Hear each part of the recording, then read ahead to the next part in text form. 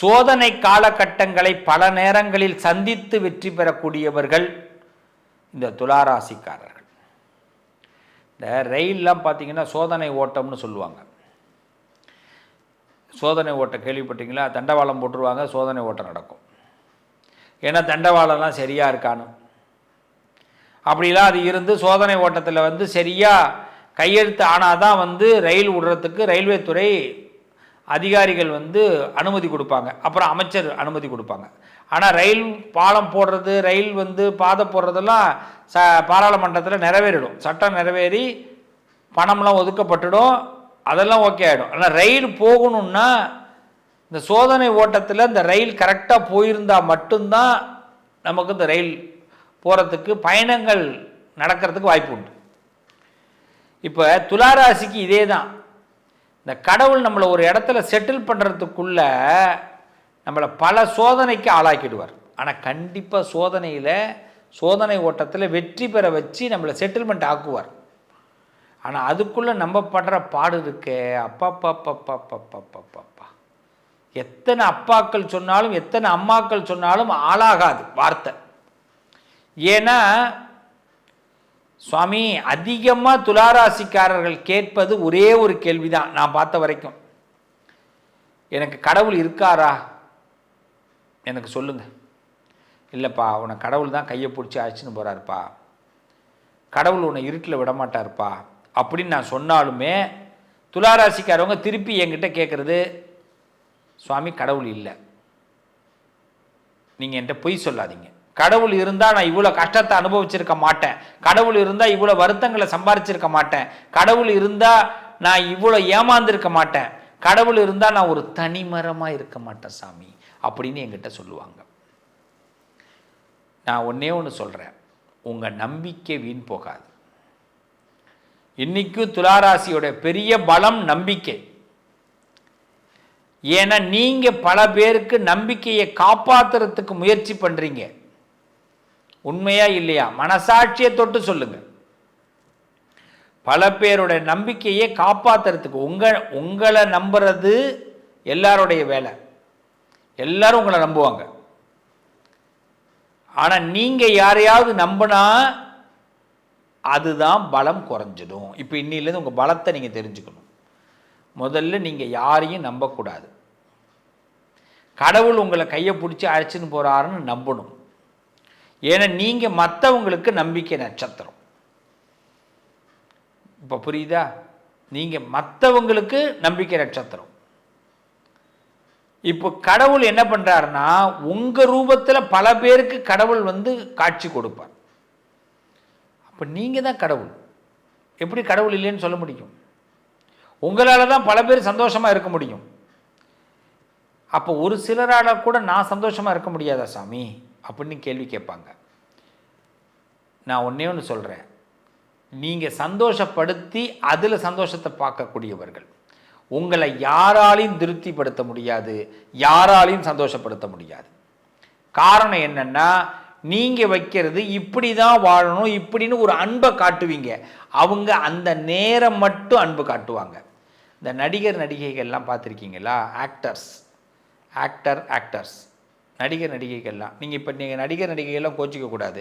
இப்போ நான் பேசுகிறதுல ஒரு அர்த்தம் இருக்குது. என்னென்னா, அவங்க ஃபோட்டோவுக்கு போஸ் கொடுக்கும்போது அவங்க அங்கேருந்து நடந்து வருவாங்க, ஃப்ளைட்டில் வருவாங்க. அவங்கள பேட்டி எடுக்க நிறைய பேர் நிற்பாங்க, நிறைய பேர் செல்ஃபி எடுத்துப்பாங்க, கோவிலுக்கு வந்தால் செல்ஃபி எடுத்துப்பாங்க, நிறைய நடக்கும். இப்போ அவங்களாம் அந்த நேரம் பார்த்தீங்கன்னா இப்படி அங்கேருந்து வருவாங்க, அப்படி பார்ப்பாங்க அப்படின்வாங்க, அவ்வளோதான்.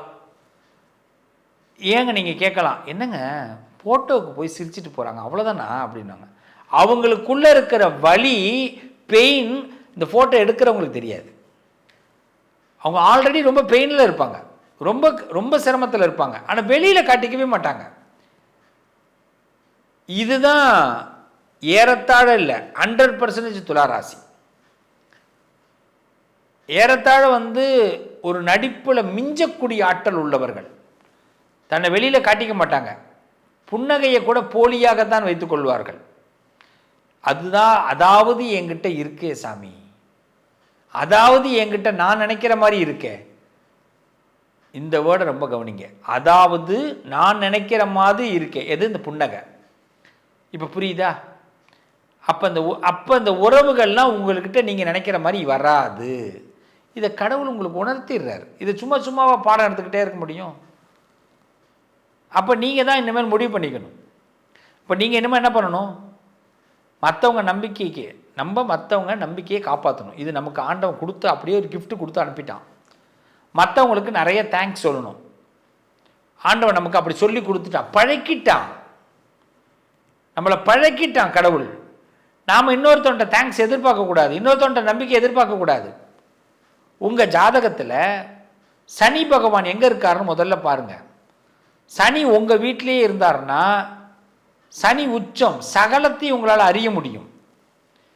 சனி சிம்ம, அதே நேரத்தில் வந்து பார்த்திங்கன்னா கும்பராசியில், மகர ராசியில், துளாராசிக்கு சனி இருந்தாருன்னா சட்ட விஷயங்களாக இருக்கட்டும், சங்கடங்களாக இருக்கட்டும், உள்ளே போய் வெளியில் வரக்கூடிய ஆள் நீங்கள்.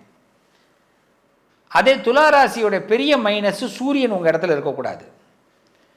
சூரியன் உங்கள் இடத்துல இருந்தால் நல்ல வளர்ந்த பயிராக இருப்போம். ஆனால் திடீர்னு இந்த பயிர் தலை சாஞ்சிரும், அடிக்கடி தலை தொங்க போட வேண்டியதாக இருக்கும். நம்மளை நிமித்திக்கணும். அதேமாதிரி துளாராசிக்கு சுக்கிரன் நல்லா இருக்கணும். துளாராசிக்கு மீனத்தில் சுக்கிரன் இருக்காரான்னு பாருங்கள். துளாராசியிலே சுக்கிரன் இருக்காரான்னு பாருங்கள். ரிஷபத்தில் சுக்கிரன் இருக்காரான்னு பாருங்கள். அமோக வளர்ச்சி கிடைக்கும். அப்போ உங்களுக்கு சுக்கிரன், சனி இவங்கெல்லாம் பலத்தை கொடுக்கிறவர்கள். அப்போ கால புருஷ தத்துவம் என்ன பண்ணும்? நெருப்புலையும் நடக்கிறதுக்கு, இரும்புலையும் நடக்கிறதுக்கு, வெயிலையும் நடக்கிறதுக்கு தகுதியான ஆசாமிகள், பயந்து வெளியில் வரக்கூடிய முடியாத ஆசாமிகள். ஒரு பயமே வராது வாழ்க்கையில், அப்படியே வந்தாலும் அந்த பயத்தை கடந்து உள்ளே போயிட்டே இருப்போம். இப்படிப்பட்ட புரட்சியாளர்கள். அதனால் முதல்ல உங்கள் மேலே நம்பிக்கை வைங்க. நீங்கள் பலர் சந்தோஷத்திற்காக பிறந்தவர்கள்.